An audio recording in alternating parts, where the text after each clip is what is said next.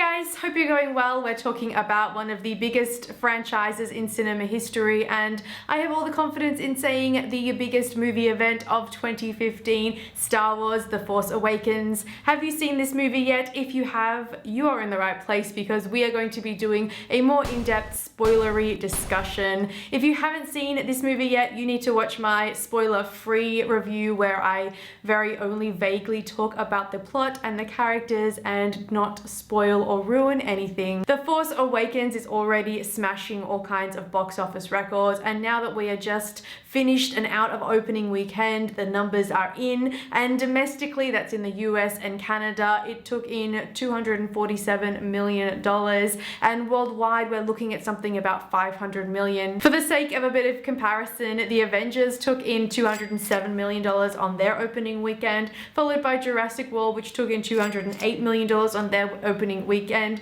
So the fact that The Force Awakens is already sitting comfortably at $247 million, I think these guys are laughing all the way to the bank. So much money. I think the easiest place to start would be my personal opinion about the entire movie as a whole. If you've already seen my spoiler-free review, then you would know that hands down I absolutely loved this movie. I think it was everything that I ever wanted in a Star Wars movie. It's safe to say now that we can finally put the prequel trilogy to bed and nobody ever needs speak of it ever again. We can just pretend like they never happened. I mean, I know a lot of people already pretend like they never happened, but now that we've have something new and fresh, we really can actually pretend like they never happened. The biggest thing for me that J.J. Abrams, the director, brought to the table when doing this movie was balancing satisfying hardcore die-hard fans from the original Star Wars trilogy in the 70s and onwards, and also welcoming a new audience as well. Newer viewers, people that are interested in Star Wars, are curious, have seen them, but aren't, die-hard type of fans. Someone like me, so to speak. I can never claim to be a true original Star Wars lover because it was only quite recently that I saw the original trilogy, recently being, I don't know, a few years ago, I think now. So I am still quite new to the Star Wars universe, and a movie like this, The Force Awakens, really spoke to me in a welcoming way. What I'm trying to say is this movie doesn't alienate or intimidate people who aren't original fans. It welcomes new viewership and it opens a whole new world of possibilities for a whole new generation. And that is what good money making, movie making is all about. So yes, I loved The Force Awakens. I thought it was great. I can't wait to see it again on the big screen. I'm probably going to take my dad sometime over the Christmas holidays. So having said that, a large criticism that came out of this film, it has been something that I read quite a bit online, and it is something that I thought as well. Did this film pay homage, or did this film recycle when it came to plot structure? I don't think it was a necessarily lazy and rehashed choice. I think it was more of a safe bet, the fact that they recycled very familiar territory when it came to the Resistance bringing down the First Order in the end, and that whole final battle sequence. The plot structure of the movie in general kind of did struggle a little bit. The fact that the entire first and second act revolve around the quest to find where Luke Skywalker has gone in the galaxy. I mean, that's why they're trying to piece together the map and all of that stuff with BB-8. So if that's what the movie is about, and then suddenly in the third act everything turns on its head and finally it's about this battle between the Resistance and the First Order, admittedly that's where the plot gets really congested and frantic. And I know it's supposed to replicate a build to a climactic, kind of tense finish, but really it just felt a little bit too chaotic and all over the place, like they're trying to cram a whole bunch of stuff in and set up open-ended plot points so we can come back to it next year. Okay, seems like somehow I jumped to talking about the end of the movie before even talking about the beginning of the movie, but we're gonna roll with it. Let's talk about the most significant character death. Before we talk about his death, let's talk about his grand entrance. That is Harrison Ford's character, Han Solo. Was everyone else just as excited when he made his grand entrance onto the Millennium Falcon? In my cinema session, I could just hear the gasps collectively of the entire cinema as he walked in. What an effortlessly cool return to his character 30 years later.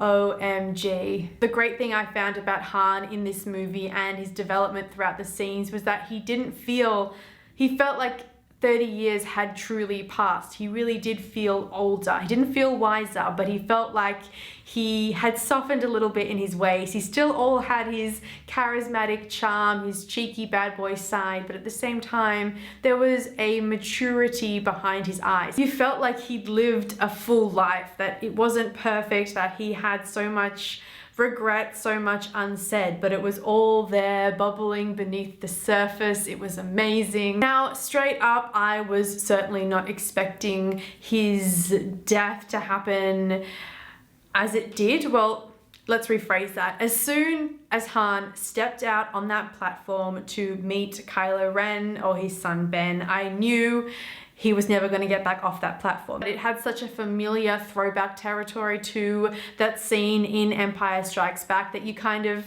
just, it felt right. It felt natural that that was gonna go down the way it did. Whether or not I think it was a good idea to kill off such a massive, key, integral character so early in the trilogy, I am not so sure. I also am not so sure that it was the poignant and heroic death that Han Solo deserved after being a hero in our eyes for so many decades. So yes, in my opinion, it was no Gandalf the Grey moment, fly you fools. I would have liked to have seen a little bit more like despair or hopelessness, something that us as an audience could grab onto. And in that final moment where Kylo finally sort of thanks his father really sadistically and like lets him go, and like with the 3 lightsaber, it was a little bit of a letdown. There was no moment for you to go, oh my god, no! Well, not for me anyway. They really went with the shock factor angle, the fact that you did not see this coming and it was just so shocking, you know, your jaw is hanging open, as opposed to the feelings and the emotions and the, oh, there goes this character who you've grown up with and loved for so many years. And it's not even until Rey returns to base and has that embrace with Leia that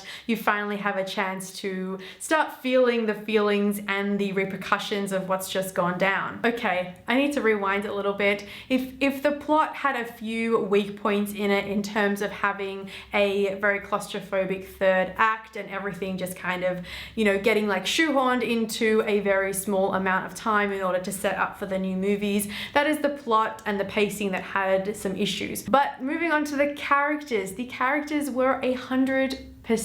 I loved all of the characters. I thought they all had incredible journeys and incredibly written dialogue and interacted with each other so well. And it's not often I say that. It's very unusual that you'll get a movie that has weak plot and perfect characters, but this is the exception. Rey, Finn, and Poe, what an awesome little trio. I thought they were so funny and they really had this breath of fresh air injected into them and this new life that reinvigorated the whole universe, I thought, and the whole feeling of this story. And Stormtrooper Finn was my favorite character of the movie. He was great. He had some great one-liners.